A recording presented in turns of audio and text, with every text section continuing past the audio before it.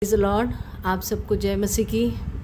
परमेश्वर के नाम में आप सभी को पाम क्रिश्चियन मिनिस्ट्रीज़ की ओर से मैं स्वागत करती हूँ और आशा करती हूँ कि आप सब खुश होंगे और परमेश्वर का वचन जो मुझसे भी बात किया और परमेश्वर का वचन जो प्रार्थना में मिला आप सबके सामने मैं शेयर करना चाहती हूँ। उसके पहले एक गीत को गाकर परमेश्वर के नाम की महिमा करना चाहती हूँ। हालेलुया। आंसू अनदेखा ना करेगा वो तेरी पुकार, अनसुनी ना करेगा वो आंसू, अनदेखा ना करेगा वो तेरी पुकार, अनसुनी ना करेगा वो टूटे हृदय के दर्द सारे कभी भी ना अनदेखा करेगा प्रभु आंसू, अनदेखा ना करेगा वो तेरी पुकार, अनसुनी ना करेगा वो। हालेलुया। परमेश्वर के नाम की स्तुति और महिमा और तारीफ होने पाए।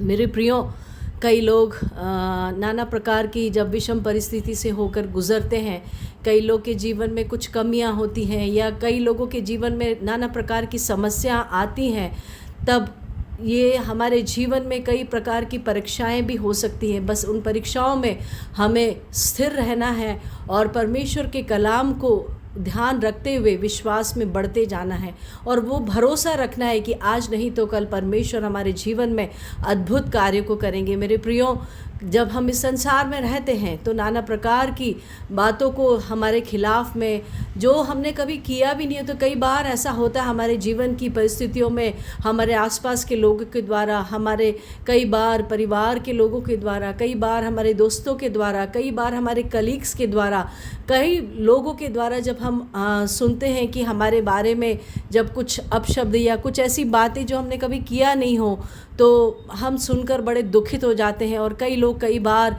ऐसी अवस्थाओं में टूट जाते हैं। तो मैं आज आपको आश्वस्त करना चाहती हूँ और कहना चाहती हूँ, मेरे प्रियो, आनंदित होइए इन सब बातों को सुनकर, क्योंकि मेरे प्रियो, जीवन में ये सारी बातें तो होना अवश्य है और होती हैं। हर एक के जीवन में कभी ना कभी ये परिस्थितियाँ आती ही हैं मेरे प्रियो, लेकिन आप भरोसा कीजिए, क्योंकि परमेश्वर एक है जो हमारे जीवन में अद्भुत कार्यों को करता है। जिस प्रकार मैं आपको बताना चाहती हूँ, ऐसे लोग होते हैं जिनके बारे में वचन में भी कहा गया है, जैसे नीति वचन के उसके 16 अध्याय के उसके 27 और 28 का वचन क्या कहता है, मैं आपको पहले पढ़कर सुनाना चाहूँगी। अधर्मी मनुष्य बुराई की युक्ति निकालता है और उसके वचनों से आग लग जाती है। टेढ़ा मनुष्य बहुत झगड़े को उठाता है और कानाफूसी करने वाला परम मित्रों में भी फूट करा देता है। मेरे प्रियो, ये हम में से शायद कई लोगों का अनुभव हो चुका होगा। हम कई बार सोचते हैं कि जो आज हमारे करीबी थे इससे पहले आज हमसे क्यों दूर है या हमसे क्यों, उसके पीछे कई बार ये कारण भी हो सकते हैं, क्योंकि अधर्मी जो लोग होते हैं वो हमेशा इसी बात को लेकर बैठे रहते हैं कि हम कब किसके बारे में क्या बोले और दूसरों की बुराई करके, और कई बार वो लोग ये सोचते भी नहीं होंगे कि उनके ऐसा कहने से सामने वाला मनुष्य कितना टूट गया होगा। मेरे प्रियो, लेकिन आप आश्वस्त होइए, मैंने देखा है कई लोगों के जीवन में कि ऐसे अनुभव करने वालों को परमेश्वर ने ऊंचा उठाया है। एक जीता जागता उदाहरण है नेल्सन मंडेला जी का। जी हाँ, आपने सुना होगा, जो बहुत बड़े दुनिया के महान व्यक्ति हैं, जो सारी दुनिया आज उन्हें जानती है। मेरे प्रियो, उन्होंने हमेशा सबकी भलाई करी, सबका अच्छा चाहा, लेकिन लोग ने उनको टेररिस्ट नाम दिया था। मेरे प्रियो, जब वो इन परीक्षाओं की घड़ी में जब होकर गुजर रहे थे तो बहुत टूटे हुए थे, निराश थे, लेकिन परमेश्वर ने उनके जीवन में अद्भुत कार्य को किया और उनको आगे चल के बहुत महान एक व्यक्ति को बनाया। ऑफ्रा विनफ्रे के बारे में आपने सुना होगा। उनके जीवन में उनके शरीर को लेके, उनके हर अवस्थाओं को लेके लोग उनकी हंसी उड़ाते थे मेरे प्रियो, लेकिन परमेश्वर ने आगे आने वाले दिनों में उनके जीवन में अद्भुत कार्य किया। ऐसे ही हम कई लोगों के जीवन में देखते हैं कि लोग उनका हंसी ठट्टा करते हैं, उनकी बुराइयों को करते हैं, लेकिन आगे चल के वो दुनिया में बहुत ऊंचा उठते हैं और उनको बहुत नाम होता है। मेरे प्रियो, परमेश्वर का वचन भी क्या कहता है हम देखते हैं मत्ती उसके 5:11 में, धन्य हो तुम जब मनुष्य मेरे कारण तुम्हारी निंदा करे और सताए और झूठ बोल बोल कर तुम्हारे विरोध में सब प्रकार की बुरी बातें कहे, तब आनंदित और मगन होना, क्योंकि तुम्हारे लिए स्वर्ग में बड़ा फल है। मेरे प्रियो, स्वर्ग में तुम बहुत बड़ा प्रतिफल है ही ऐसे लोगों के लिए। मेरे प्रियो, जिस हम वचन में भी बाइबल में देखते हैं यूसुफ के बारे में क्या क्या बोला गया, लेकिन परमेश्वर ने उसे ऊंचा उठाया।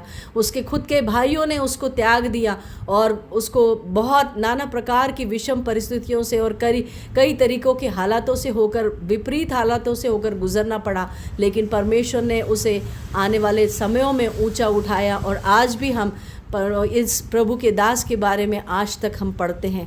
मेरे प्रियो, कितना अद्भुत गवाही है नेल्सन मंडेला जी की, जो उनको टेररिस्ट कहा गया, लेकिन आज वो कहाँ हैं, उनको हम लोग किस नाम से जानते हैं, कैसे जानते हैं हम उनको।